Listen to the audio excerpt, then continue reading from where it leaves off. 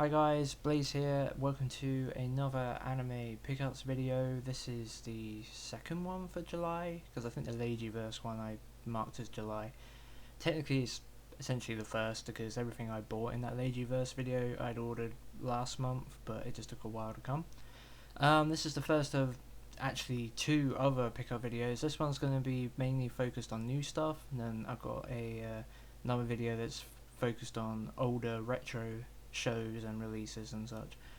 But anyway, this is Toradora, the NIS Premium Edition re-release. It's a really nice set, comes in a nice chipboard art box. Obviously this is a Blu Ray release. The previous Premium Edition, which was NIS's first ever release actually, was a DVD and subtitled only. This is NIS's first dub, for an anime anyway. Obviously they've dubbed many video games over the years, but they've finally taken a dive and done a anime dub. I've checked out the first episode of the dub and I thought it was okay. I thought it was, well, do you know what, I'll go beyond okay. I'll say it's perfectly serviceable. Like, it was a perfectly fine dub. There was nothing wrong with it at all. It didn't jump out as amazing or anything, but I don't know how it possibly could have done. The show's not really that sort of type. But I will probably check out the dub next time I view this show, because obviously I've already watched it subbed, and like I said, the dub was alright, so I think I'll definitely check it out that way. Plus it's been a long time since I've seen this show, well over 3 years now I think. It's a fantastic series, one of the best romantic comedies out there. It's well worth picking up this release that Funimation have done. I think the premium edition is still in print right now, like this one. I know the initial batch sold out, but I think you can still get it. Comes with this nice book, you know, interviews, lots of character designs, and obviously this release also has the new episode, which is an OVA that was never included on the previous premium edition, so that's cool to have that. The Blu-ray video quality is okay. It looks like it's got like a artificial film grain added to it. I couldn't quite tell, but the Blu-ray quality is fine. It's definitely in HD, and it's definitely an upgrade. So yeah, that's Toradora, the premium edition from NIS. Okay, so next up we have Kill la Kill, possibly one of the most anticipated releases of the year. It's going to be released over 5 volumes. This is from Aniplex from America, Blu-ray DVD limited edition. It's got standard DVD, standard Blu-ray, and then this version which has the combo pack. I like having combo packs because I don't have a Blu-ray player on my PC, so if it means that if I ever want to re-watch a show, I can do so on the PC while I play Minecraft or something. So I like having Blu-ray DVD combos a lot. So anyway, this is a nice set. I'm a bit disappointed it doesn't come with a chipboard art box. I did know that beforehand. It's got a nice matte finish similar to what the Madoka Magica sets had. But yeah, I'm sort of disappointed that Aniplex have moved away from using the chipboard art boxes. They briefly did that as a standard. Like, all the shows they were releasing in limited edition had chipboard, like Toradora, Bakara, Nisei Monogatari, and Sword Art Online. But anyway, this is a really nice set. This is a soundtrack CD that's included. I haven't listened to it yet. It says remix and rearrange, so I don't know if it's direct BGM stuff or not. Then we've got these postcards. That's essentially what's on the front cover and the back cover of the set. Then we got one of the many poster arts that you've probably seen a million times for Kill la Kill, and the Obi strip and stuff, which I've taken off because I didn't really like the boring spine on it. I might have kept it on otherwise, but the spine's a bit boring.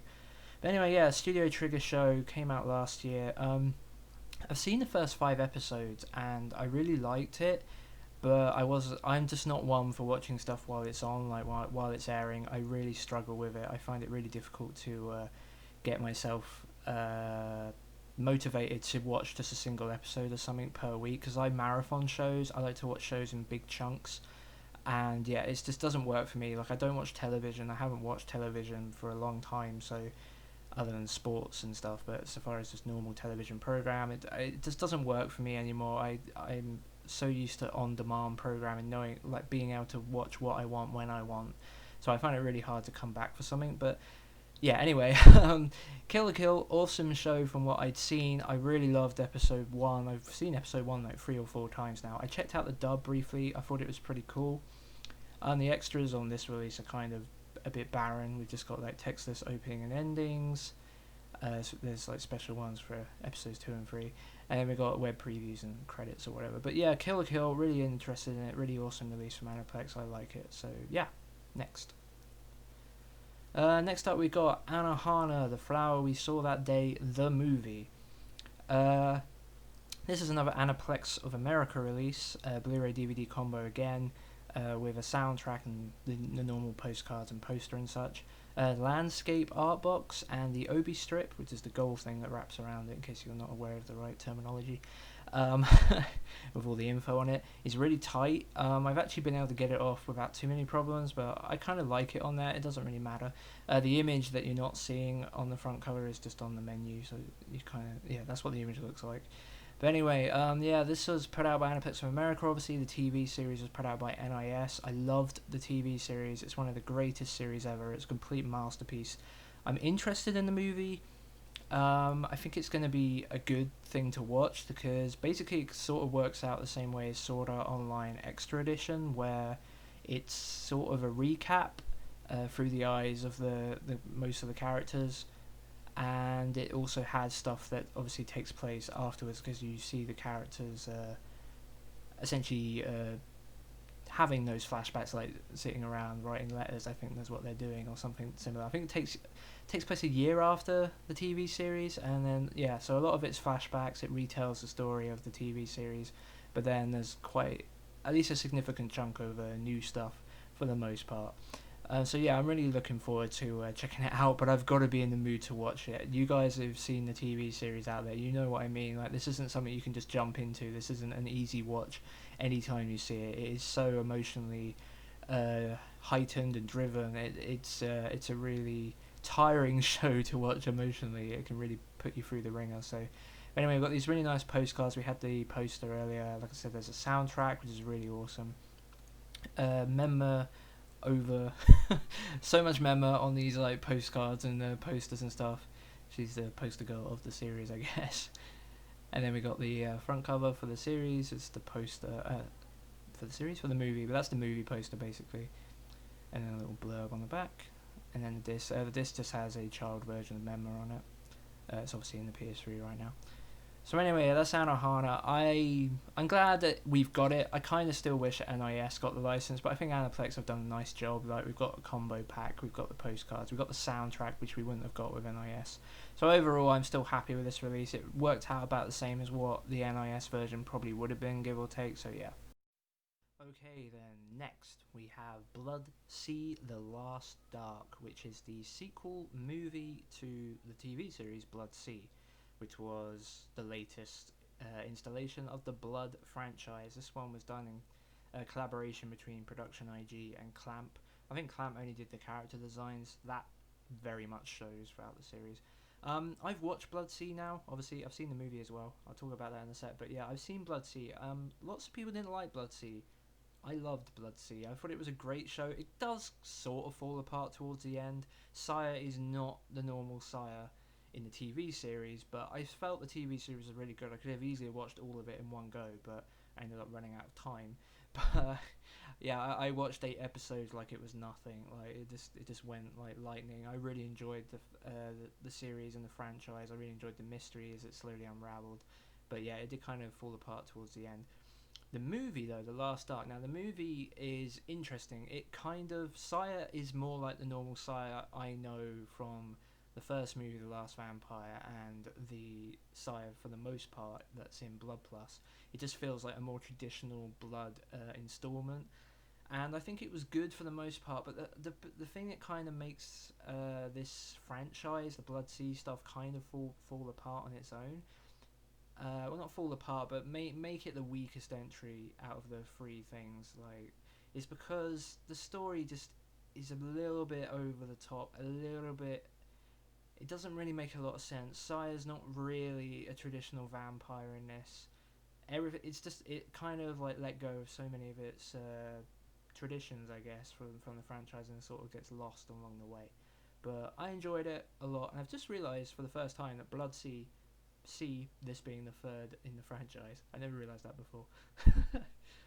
Okay, so next we have, oh god, Horizon in the Middle of Nowhere.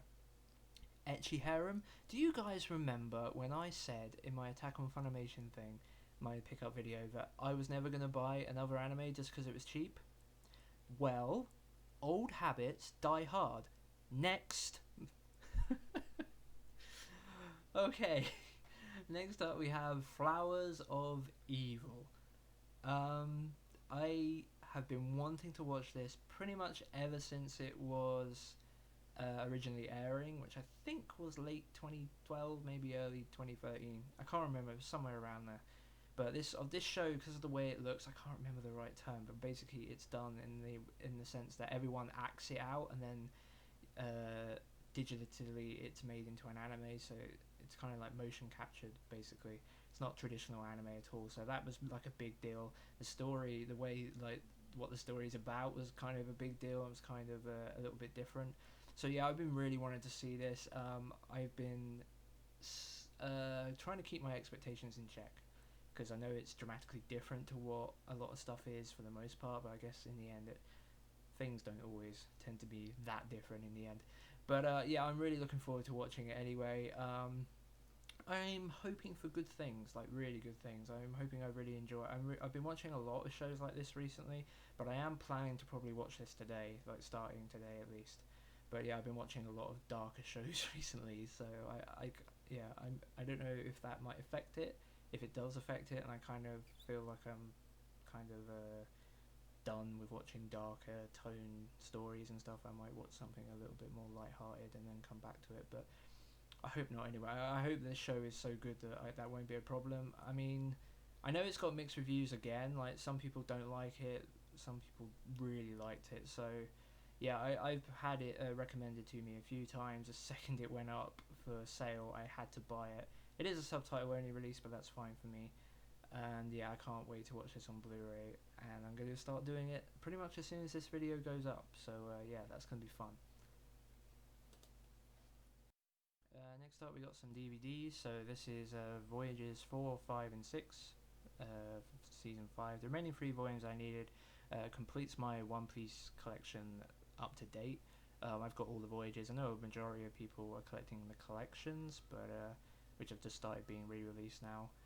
But yeah, I've stuck with the Voyages. Those are I really like the fact that, I don't know, I just really like owning the Voyages. I know it's like a space taker and a money, big money binge or whatever, but I don't know, I just really like having them all. It's sort of cool. So anyway, it takes us up to episode 336, so that's the end of NES Lobby plus the filler arc afterwards. And but I decided to pick these up because Thriller Bark Season 6 Voyage 1 has been recently solicited. It's being released in November technically, but the Funimation had done this stupid deal with Amazon where for 2 months it will be exclusively available on Amazon basically. So it's going to be available from September on Amazon. Everywhere else you're going to have to wait till November, which I just think is stupid. Like, yeah, I don't know why you do that, especially for 2 months. That's a pretty long time. But anyway, really happy to own NES Lobby now dubbed. It is my favourite arc. I'm currently on episode 570, so just before they're going to go into the new world for real. So yeah, I'm I'm well ahead of this, as I've already said a few times with the One Piece stuff. But yeah, I'm really happy to own NES Lobby. It's my favourite arc by far. It's the most emotionally driven. It's got some really great character moments, not just for most of the Straw Hat Pirates. There's just so many highs and lows through this arc. It's just, for me, it's One Piece at its absolute finest, and I will be very surprised if it ever gets better than it was in NES Lobby. It's Water 7 and NES Lobby. It's just one of the best arcs in One Piece. So yeah, really happy to own it on DVD. Next, I got a gift from Rock God Itachi. This is Freezing, the complete TV series. As you will know if you follow his channel and watch his videos, my friend Rock God Itachi has a little thing going on for Satellite Bridget. I don't know if you've ever noticed, but he does kind of like her.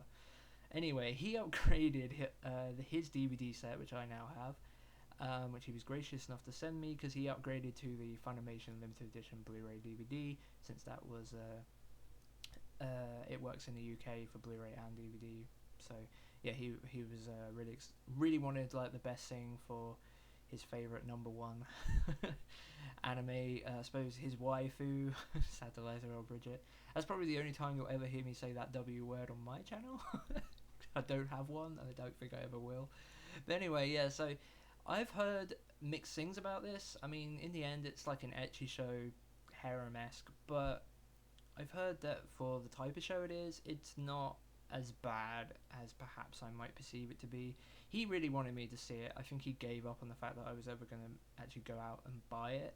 So when he upgraded his Blu Ray set, he decided to send me the DVD copy. So now I really have no excuse but to watch it. So I'll do that very soon in the future. So thank you, Rock God Itachi, for giving me freezing, I guess.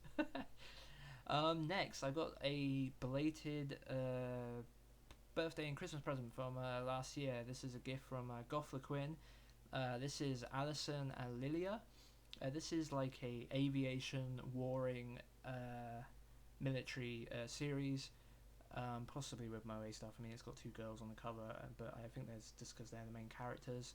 But basically about two warring nations. It plays out as if the Earth was split by this giant mountain range, and you had one country on one side of the planet and one country on the other side of the planet, or something to that effect. So yeah, and like the war's been going on for many centuries and etc. So yeah, that's the sort of setup it's got for it. But I've always been interested in seeing this show.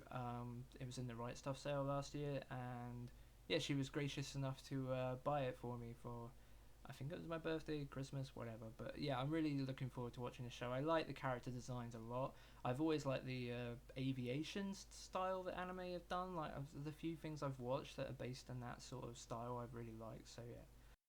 So next up, I've got Gintama. This is actually Volume 1. I picked this up in April 2012. Why am I showing this now?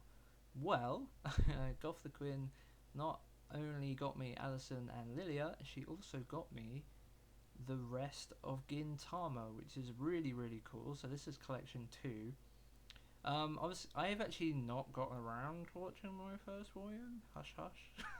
I've owned it for like over 2 years now, and yeah, hadn't got around to watching it. But I've heard nothing but great things about this show. I know that Goth the Queen really likes it. I know that God Itachi really likes it. I know that the majority of people really like it.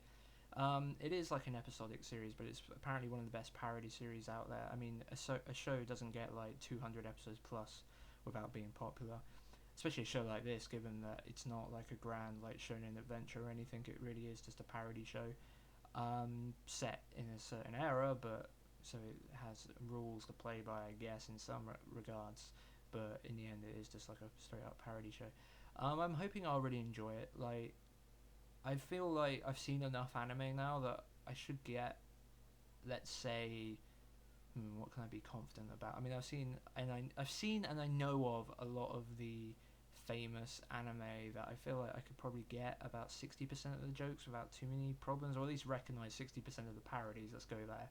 The jokes maybe less so, but I hope I'll enjoy it. I mean, a lot of people seem to like it regardless, so I don't know. Like maybe the jokes are kind of just universal and you can easily get around it.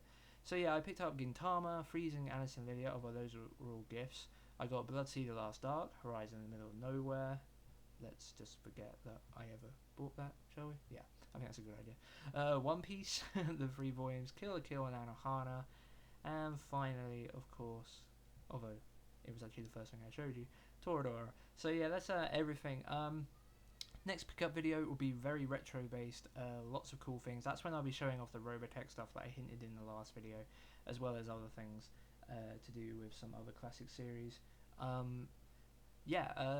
So that should be coming up within either a few days or a couple of weeks. It depends if I decide to wait for something to come or not. So anyway, I will see you then, and thanks for watching. Bye.